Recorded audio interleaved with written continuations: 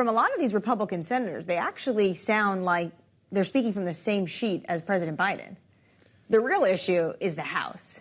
How does this get done? Yeah, you hit the nail on the head, and there's not a clear path. But I will say that Speaker Mike Johnson gave up a lot of leverage by taking the path that he did, by not only putting Israel aid alone, but then requiring offsets for that spending. And so that's something that's deeply opposed in the Senate. Also, the president, the White House said today that they also would not sign a standalone Israel bill. So they're putting even more pressure on the Senate to deliver that combined package. But of course, the question is, can they get a combined package through the House?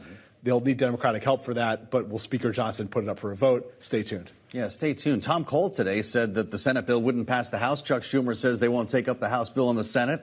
So this is feeling like a little bit of a standoff. But as I mentioned, the Speaker did talk to reporters for the first time today at the podium. Here's Mike Johnson weighing in on Republican priorities in the House. We have really healthy debates, even inside our own conference, sometimes about tactics, like every family does. But during a perilous time at home and abroad, we are united. And we're united in our pursuit of very clear objectives. We want to rein in reckless spending. We want to reduce inflation. And, of course, right out of the blocks here, as has been noted, we're going to support our close friend and ally, Israel.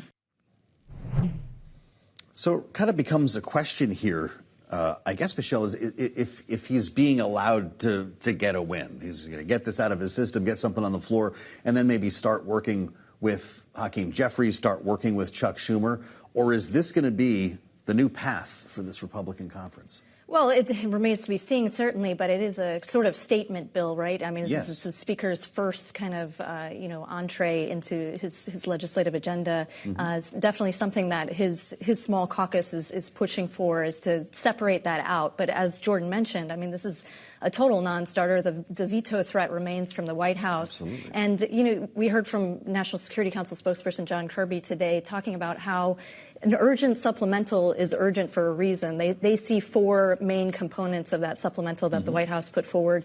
They don't want to see them pulled out, Ukraine, Israel, Indo-Pacific, and border security. They want them all in one package. Pass, right? Yeah, but inevitably you might see this kind of push closer to the November 17th deadline. And we're going to see more of these rounds of well, that's an putting in important different thing legislation. that you point out, and that's the idea of a shutdown, Annmarie. We're not even mentioning that yet. I'm glad you brought that up, because what we also heard from Mike Johnson today was that he wants this ladder approach. So right. maybe fund some agencies. CR. Yeah, maybe fund some agencies, but not all. So there's going to be multiple domino effects of potential shutdown. And then California Congressman Pete Aguilar, chair of the House Democratic Caucus, responded to that potential approach. Take a listen. I don't know what a laddered CR does. They are already advancing appropriations measures that cut EPA and other agencies back to levels from 20 years ago. These are the things that Speaker Johnson has to advocate for to appease the most extreme members of his conference. I thought the Mike Johnson was going to have a honeymoon period and they were going to allow him to do a CR. He even said himself, January, April. Now he's throwing in the mix a ladder approach, which I have to agree with Congressman Aguilar. What does that even mean? Yeah, Has it ever been done? Has it ever been done before? Well, I think some people are referencing back to a time before, the past several years when there actually were separate appropriations bills, and we got through that. I think in some ways supposed to be normal procedure. And in some ways, the old normal, yes. But we'll see if that's actually what he means in practice, and if that's something that might come to fruition. But I don't think it seems like a lot of people wouldn't CR find that, counts as regular order. Jacob's ladder, It's the maybe. new normal. Jordan, what does Joe Biden say about this? Because he wants a CR to sign. Is that it? Their bottom line has been, hey, we struck a budget deal back in May when we got this debt ceiling, and whatever happened to that? This is the comedy portion of the program. Exactly. The debt ceiling deal, that was so we didn't have to do this. Right, and so we have a template here, and I'll use a journalism analogy, which is when you're minutes to deadline, I'm not thinking about writing a complex anecdotal lead and a 1,000-word story. Right. I want to get something short out, and then we can figure out the rest later. But Speaker Mike Johnson seems to think the opposite, that he can gussy up this huge, complex, laddered CR with only 15 days left to a shutdown. Easier. Yeah, this is going to be challenging. At the same time, though, even though we are looking out, because this is really around the corner, and this is when the president's going to be at APEC as well, so foreign policy is going to continue to be on the agenda, especially Asia-Pacific and China with Xi Jinping there. The fact of the matter is, going into this weekend, this White House is squarely going to be focused on Israel because we have Secretary of State Antony Blinken headed there, and he's also going to Amman, Jordan. Let's take a listen to what he said discussing the war in Israel earlier today. As democracies, the United States, Israel, other democracies have a responsibility to do everything possible to protect civilians who may be caught in harm's way. We will be talking about concrete steps that can and should be taken to minimize harm to men, women, and children in Gaza. And this is something that the United States is committed to. All right, so Secretary of State there, he was just about to be wheels up. He's now headed to Tel Aviv, and then he's going to go to Jordan. This is a balancing act for this administration that is not calling for a ceasefire, Jordan, but they're calling for a pause.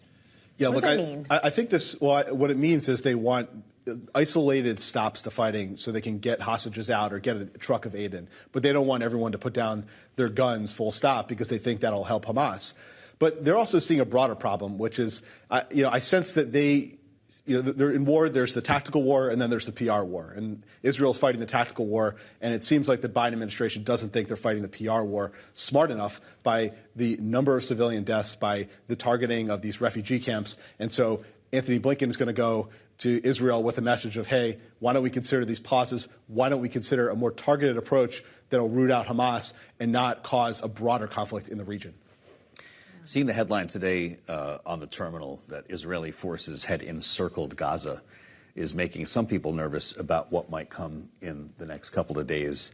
We've heard about Joe Biden, hugging Benjamin Netanyahu so he can whisper in his ear. What's he going to be whispering ahead of this? Well, certainly weekend? A very delicate balancing act because they're going to have to continue to say we're not getting in the IDF's way. The Israeli Defense Forces will do what they have to do. It's their right and responsibility to defend themselves, while at the same time pushing hard on all these humanitarian messages. I mean, up to and including the Islamophobia strategy released yesterday by the White House, talking about hate not being welcome in any form, whether on the anti-Semitism or Islamophobia. So they are trying to push these messages of, we don't want any civilian casualties. Every civilian casualty is a tragedy, and we want our Israeli ally to be careful about that. But they're not going to tell the Israelis, at least not publicly, what to do in tactical operations, and they're going to continue providing that military aid as they can.